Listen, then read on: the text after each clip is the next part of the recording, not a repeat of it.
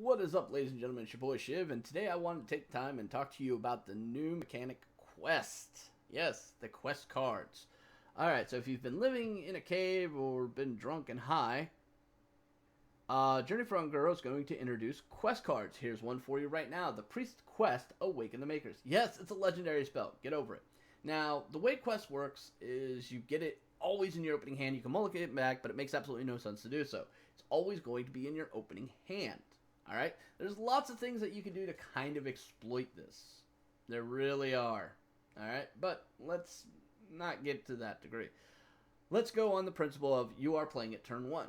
Alright, well, it's Priest, and its actual quest mechanic is summon 7 Death Rattle minions. And reward, you're going to get this big badass bitch. Now, people are like, oh my god, a 5 mana 8/8 taunt? No, it's not. It's literally a 6 mana 8/8 taunt that has this massive battle cry.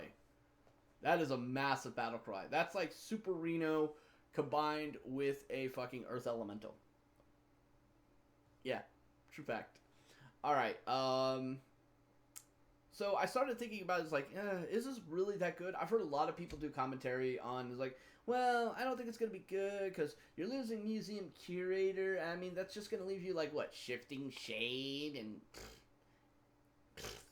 Okay, this kind of mindset is really, really dangerous, and I'm going to tell you why. Yes, that it's only going to leave you in Priest, Shifting Shade. However, there are a lot of other Death Rattles out there.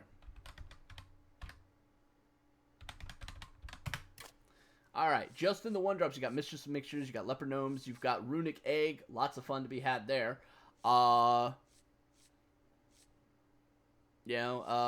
Initiates with Blood Mage Thanos, with Loot Hoarders, Harvest Golems, Infested Taurens.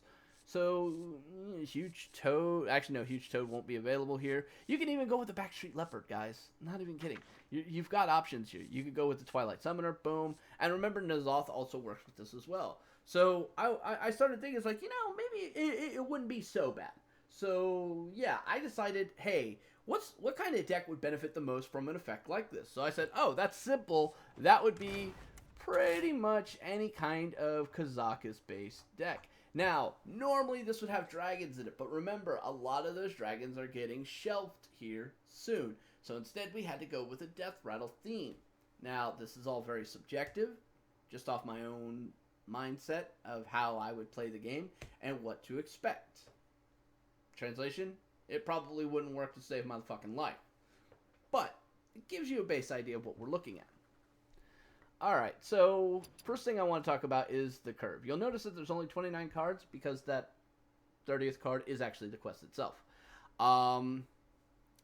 So, a lot of the stuff in the beginning is going to be utility, okay? Potion of Madness, definitely early game utility. Mistress of Mixture, definitely early game trade and utility. Northshire Cleric, card draw value, probably not wanting to use on turn 1. Power Word Shield, early game utility. Acidic Swamp Ooze, again, utility, but it gets a little bit of value later on. Alright. Blood Mage Thanos has basically a dual purpose. You can weave it in on 7 with a Holy Nova, get value, or you can just play it for board state and or trade. Loot Hoarder, again, card draw. A deck like this, you're going to want to be drawing a lot. Mana Geode. This might seem like a really strange one because the card is pretty fucking trash, to be perfectly honest with you. But much later on in the game, when you can do some shenanigans with it, it's actually not that bad. And it's also a nice little generating source for more minions to contest the board if you can set this up correctly. Alright, now Mind Blast might seem like a really interesting choice here, and you might be going, Shiv, you're drunk, go home. But we are running Prophet Velen, and we are running a Shadow Form. Again, I know what you guys are saying, Shiv, you're drunk, go home. No. No matter how I tried to come to it, I just felt like there wasn't enough reach with the deck to push for lethal. I had to think about, well, how the hell are you supposed to deal with, like, say, a mirror match? Where's your advantage? How are you actually going to be doing this? And then I kind of put it all together. And in all honesty, the Prophet Velen really helps on that. Alright, it really, really helps. Okay, so, as we're getting through here, you'll notice that we've got a nice healthy selection of Death Rattle minions, buffing minions, utility, removals. We've even got Thought Steal to kind of add a little bit more value to our deck. We are running Greater Potion of Healing because, let's be honest, sometimes you just need a little bit more healing. The Infested Tauren is a mid-range taunt, not overly that good, but it buys you time and it gives you stuff on the board that you can use.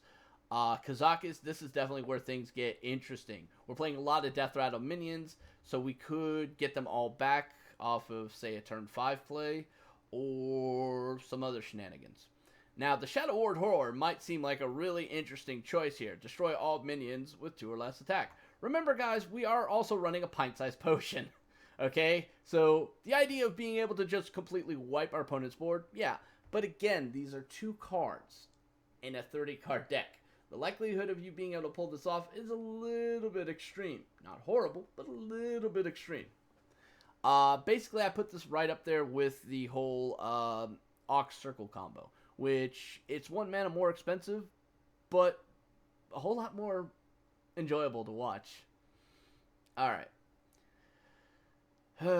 Moving on. The Shifting Shade makes a lot of sense. The Darkshire Alchemist, again, more heals, a 4/5 body, pretty fucking solid.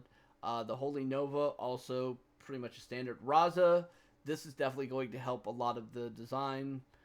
Karen Bloodhoof, cool. Dragonfire Potion, when all else fails, fucking nuke it.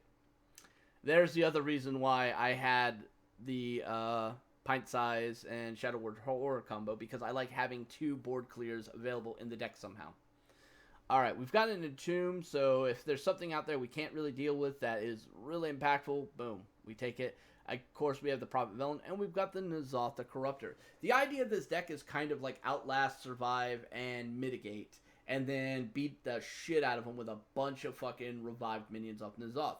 Now, it's also important to remember, we will be getting Amara with this build, so that's something else you have to factor in. Good and or bad. Yeah, you still have to play her out of hand, but that gives you a lot of leeway. But that does not mean you can play stupidly. If you got an option to heal your face, most of the time you're going to want to heal your face. And you're going to have a lot of tools here that are going to do it. Now, is this deck good? Probably not. Not even going to lie. Probably not. I could build like 5 different aggro decks that would tear this apart in like 5 seconds flat. Just on what's going to be available in Standard.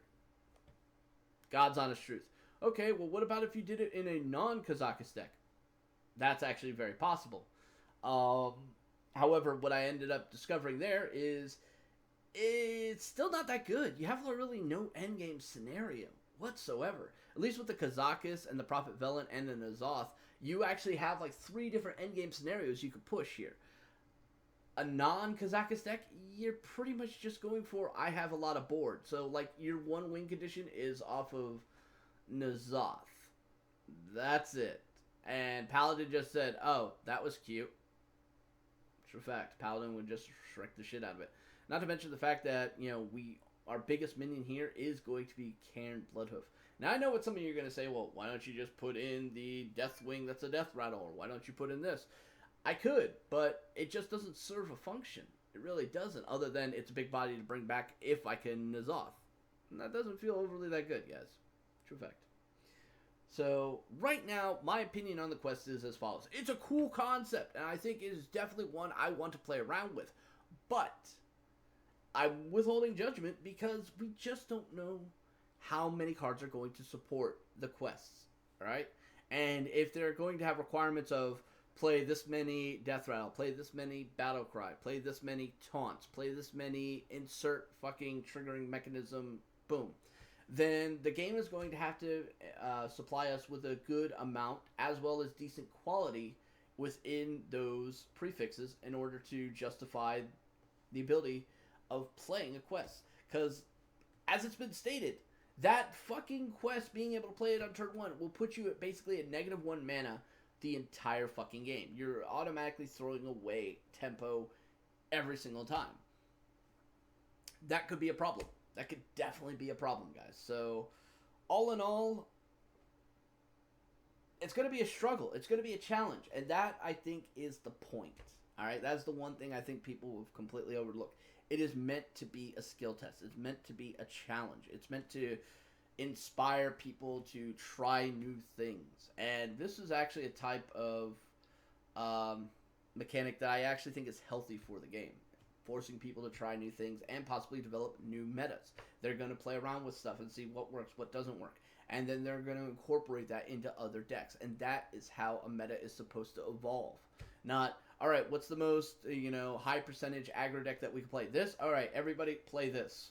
Which is pretty much how the game has devolved to in the past, so who knows. But anyway, guys, that's going to be all for this video. I hope you like it. If you like these videos, please like, subscribe, leave me comments down below. Till next time, this is Shiv saying, stay safe, have fun, and journey to Ungoro.